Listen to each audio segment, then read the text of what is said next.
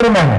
तो भविष्य में अभी जो अपनी रेल लाइन की बात माननीय अनिल फिरोजिया ने कही है, मेरी बैठक हुई तो एक हो चुकी है जिनमें उन्होंने अश्विनी जी ने कहा कि ये बात सही है कि अब हमारे राजमार्गों के माध्यम से सड़क यातायात को लेकर के तो काफी काम अब बढ़ा है मध्य प्रदेश में, लेकिन रेल यातायात में भी बढ़ाने की गुंजाइश, और उस मामले को लेकर उन्होंने कहा कि आप प्रस्ताव दीजिए।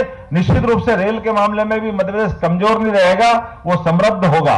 तो मैं आप आज के सामने एक विषय उसी में जोड़ देता हूं माननीय विधायक सांसद जी कि ये जो आपने झालावाड़ की बात कही है, वास्तव में हम पहले नागदा जाएं, नागदा से घूमते घामते वापस कोटा जाएं, इसकी क्या जरूरत है? ये डायरेक्ट ही हम झालावाड़ जाएं, झालावाड़ से आगे दिल्ली तक बढ़ जाएं, इसी की जरूरत है। इसी प्रकार से खंडवा वाले रास्ते की भी बात कही है कि जो अभी अपना एक ही ब्रॉड गेज बन रही है, तो एक ब्रॉड गेज के बजाय डबल लाइन वहां भी डल जाए, तो जो वर्तमान में साउथ का जितना ट्रैफिक आता है वो ट्रैफिक पहले साउथ से इटारसी, पहले खंडवा आता है, खंडवा से इटारसी जाता है, इटारसी से भोपाल आता है, भोपाल से ग्वालियर जाता है, लगभग 200-250 किलोमीटर का ज्यादा चक्कर लगाता है। जिनको दिल्ली जाना है, अगर वो खंडवा से सीधा उज्जैन आ जाए, उज्जैन से मथुरा के रास्ते दिल्ली पहुंचेगा तो उसकी दूरी भी घटेगी और हमारे लिए समय की और बाकी चीजों की बचत भी होगी। ऐसे कई चीजों की संभावना का द्वार निश्चित रूप से रेल मंत्रालय के माध्यम से माननीय मोदी जी की सरकार खोलेगी। तो क्या अब हम सब जानते हैं कि लगभग 1-1.25 महीने के बाद नए दौर के नई व्यवस्था के लिए लोकतंत्र के इस पावन मंदिर में एक बार फिर नरेंद्र मोदी जी की सरकार अपना तीसरी बार का टर्म के लिए आशीर्वाद लेने जाएगी। लेकिन मुझे मालूम है उसके पहले भगवान राम के मंदिर की जय जयकार का भी हमको एहसास है।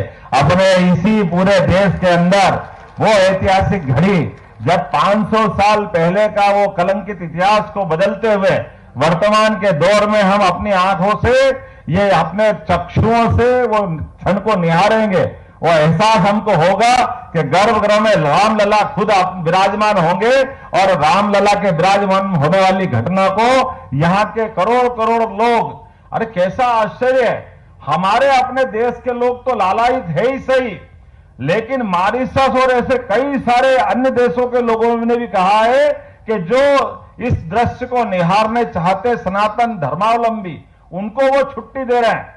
और तो और बगल के आसपास के कई दुश्मन देश भी हमारी तरफ इस तरह से आशा के साथ देख रहे हैं कि आपके इतने बड़े आराध्य के लिए एक बड़ी घटना होने वाली है, और वो सब सम्मान से देख रहे हैं। लेकिन तथाकथित अभी कुछ लोगों को अभी भी समझ में नहीं आया कि भगवान राम के मामले में फिर वो अपमानजनक स्थिति क्यों कर रहे हैं।